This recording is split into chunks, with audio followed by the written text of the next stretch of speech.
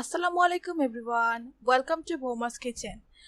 আমরা প্রতিদিন মাছ নানাভাবে রান্না করে থাকি।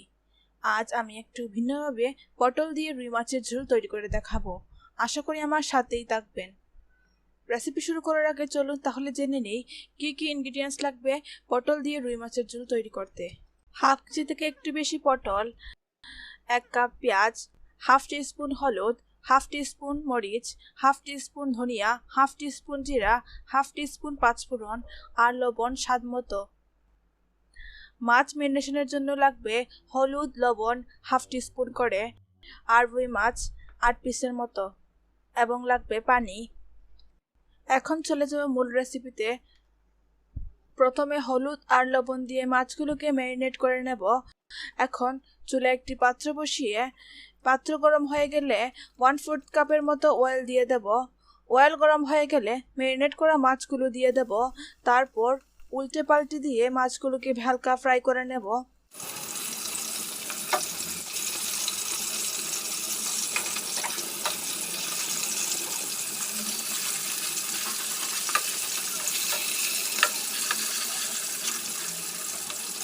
এরপর মাছগুলোকে তুলে নেব একটি বাটিতে।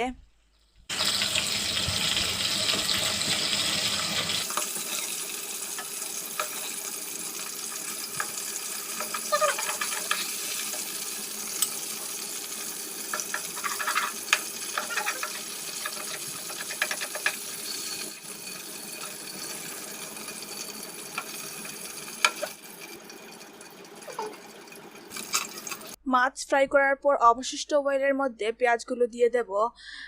নেড়ে দিয়ে পেঁয়াজগুলোকে হালকা ব্রাউন করে ভেজে নেব।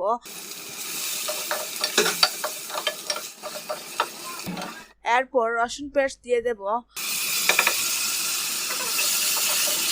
হালকা ভাজার পর গুঁড়া মশলাগুলো অ্যাড করে দেব। এর একটু পর নেড়ে দিয়ে 1 কাপের মতো পানি দিয়ে দেব যাতে মশলাগুলো ভালোভাবে কষে যায়।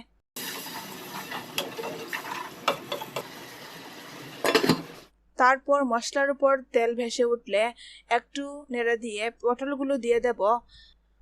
পটল দিয়ে একটু নেড়ে দেব আর ভালোভাবে সেদ্ধ করে নেব। পটল সিদ্ধ হয়ে গেলে ফ্রাই করা মাছগুলো অ্যাড করে দেব। এরপর ঢাকনা দিয়ে ঢেকে দেব।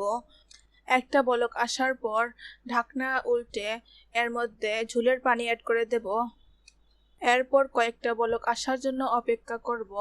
বলক আসার পর সাবধানতার সাথে হালকাভাবে নেড়ে দেব যাতে মাছগুলো ভেঙে না যায়। এরপর কয়েকটা বলক আসার জন্য ওয়েট করব। বলক আসার পর স্বাদমতো লবণ দিয়ে দেব। আমি অফ ক্যামেরা দিয়ে দিয়েছি। তৈরি হয়ে গেল পটল দিয়ে রুই মাছের ঝোল। এখন আমি আপনাদেরকে সার্ভ করে দেখাবো। আশা করি আমার আজকের রেসিপি আপনাদের কাছে ভালো লেগেছে। যদি ভালো লেগে থাকে আর আপনি যদি আমার চ্যানেল নতুন হয়ে থাকেন তাহলে প্লিজ আমার চ্যানেলটিকে সাবস্ক্রাইব করবেন আর পাশে থাকা ছোট্ট বেল বাটনটি প্রেস করে রাখবেন। আর হ্যাঁ, লাইক আর শেয়ার করতে ভুলবেন না কিন্তু। আজকের জন্য এইটুকুই। আল্লাহ হাফেজ।